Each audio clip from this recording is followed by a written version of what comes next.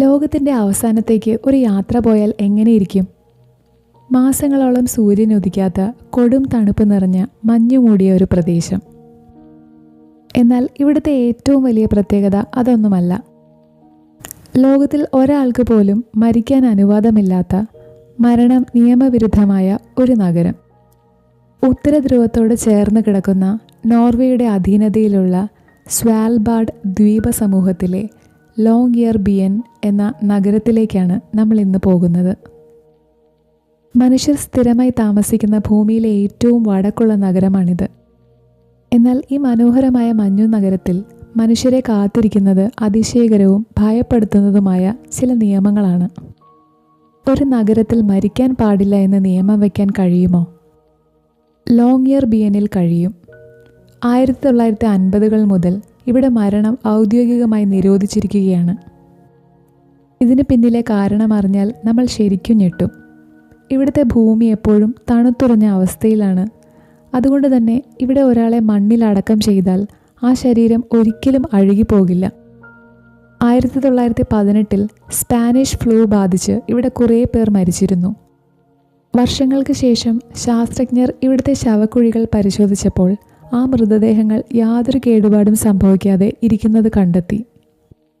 അതിലും ഞെട്ടിക്കുന്ന കാര്യം, കോടിക്കണക്കിന് ആളുകളെ കൊന്നൊടുക്കിയ ആ ഫ്ലൂ വൈറസ് ഈ മൃതദേഹങ്ങളിൽ ഇപ്പോഴും ജീവനോടെ ഉണ്ടായിരുന്നു എന്നതാണ്. മഞ്ഞുരുകിയാൽ ഈ വൈറസുകൾ പുറത്തു വന്ന് ലോകത്തിന് തന്നെ വലിയ ഭീഷണിയാകും. അതുകൊണ്ട് ഇവിടെ ആർക്കെങ്കിലും ഗുരുതരമായ അസുഖം വന്നാലോ അല്ലെങ്കിൽ വാർദ്ധക്യ സഹജമായ ബുദ്ധിമുട്ടുകൾ ഉണ്ടായാലോ അവരെ ഉടൻ തന്നെ വിമാനത്തിലോ ഹെലികോപ്റ്ററിലോ നോർവേയിലെ പ്രധാന കരയിലേക്ക് മാറ്റും. ഇവിടുത്തെ ചെറിയ ആശുപത്രിയിൽ അടിയന്തര ചികിത്സകൾ മാത്രമേ നൽകൂ. ചുരുക്കത്തിൽ, ജനിക്കാൻ അനുവാദമുണ്ട്, എന്നാൽ ഇവിടെ വെച്ച് മരിക്കാൻ ആർക്കും അനുവാദമില്ല. ഇവിടുത്തെ മറ്റൊരു വിചിത്രമായ നിയമം തോക്കുകളുമായി ബന്ധപ്പെട്ടതാണ്.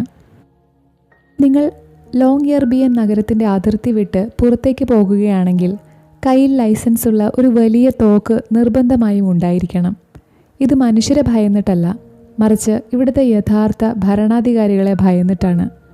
ധ്രുവക്കരടികൾ. സ്വാൽബാർഡിൽ മനുഷ്യരെക്കാൾ കൂടുതലുള്ളത് ധ്രുവക്കരടികളാണ്. ഏകദേശം 3000-ഓളം ധ്രുവക്കരടികൾ ഇവിടെയുണ്ട്. ഇവ എപ്പോൾ വേണമെങ്കിലും മനുഷ്യരെ ആക്രമിക്കാൻ സാധ്യതയുണ്ട്. അതുകൊണ്ട് ഇവിടെയുള്ള യൂണിവേഴ്സിറ്റി വിദ്യാർത്ഥികൾക്ക് പഠനത്തിൻ്റെ ആദ്യ ദിവസങ്ങളിൽ തന്നെ തോക്ക് എങ്ങനെ ഉപയോഗിക്കണം എന്നതിനെക്കുറിച്ച് പ്രത്യേക പരിശീലനം നൽകുന്നു. ഇവിടെ മനുഷ്യർ വെറും അതിഥികൾ മാത്രമാണ്. പ്രകൃതിയുടെ യഥാർത്ഥ അവകാശികൾ ഈ മൃഗങ്ങളാണ്. മരണത്തെ ഭയക്കുന്ന ഈ നഗരം ലോകാവസാനത്തെ നേരിടാൻ ഒരുങ്ങുകയാണെന്ന് പറഞ്ഞാൽ നിങ്ങൾ വിശ്വസിക്കുമോ? അതെ, ലോംഗ്യെർബിയനിലെ ഒരു വലിയ മലയ്ക്കുള്ളിൽ ലോകത്തിലെ ഏറ്റവും വലിയൊരു രഹസ്യ അറയുണ്ട്.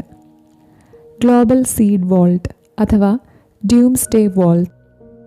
ലോകത്തൊരിക്കൽ ഒരു വലിയ അണുവായുധ യുദ്ധമോ ഛിന്നഗ്രഹ ആക്രമണമോ അതല്ലെങ്കിൽ ഒരു വലിയ പ്രകൃതി ദുരന്തമോ ഉണ്ടായി ഭൂമിയിലെ കൃഷിയെല്ലാം നശിച്ചു പോയാലും മനുഷ്യന് വീണ്ടും കൃഷി ആരംഭിക്കാൻ വേണ്ടിയുള്ളതാണ് ഈ നിലവറ.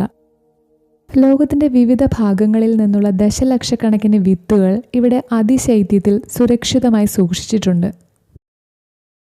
എന്തുകൊണ്ടാണ് ഈ നിലവറ ഇവിടെ തന്നെ നിർമ്മിച്ചത്?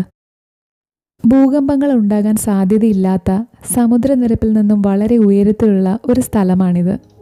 മാത്രമല്ല, ഇവിടെ എപ്പോഴും കൊടും തണുപ്പായതിനാൽ ലോകത്തെ വൈദ്യുതി മുഴുവൻ നിലച്ചാലും ഈ വിത്തുകൾ കേടുകൂടാതെ 100 കണക്കിന് വർഷങ്ങൾ ഇവിടെ സുരക്ഷിതമായിരിക്കും. മരണം നിയമവിരുദ്ധമായ ധ്രുവക്കരടികൾ കാവൽ നിൽക്കുന്ന, ലോകാവസാനത്തിനായി വിത്തുകൾ സൂക്ഷിക്കുന്ന ലോംഗ്യെർബിയൻ വെറുമൊരു മഞ്ഞു നഗരമല്ല. പ്രകൃതിയുടെ കഠിനമായ നിയമങ്ങൾക്ക് മുൻപിൽ സ്വന്തം കഴിവുകൊണ്ട് പിടിച്ചു നിൽക്കുന്ന മനുഷ്യരുടെ അത്ഭുത ലോകമാണ്. ഇവിടെ ജീവിക്കുക എന്നത് തന്നെ വലിയൊരു പോരാട്ടമാണ്. പ്രകൃതിയോടുള്ള മനുഷ്യൻ്റെ പോരാട്ടം.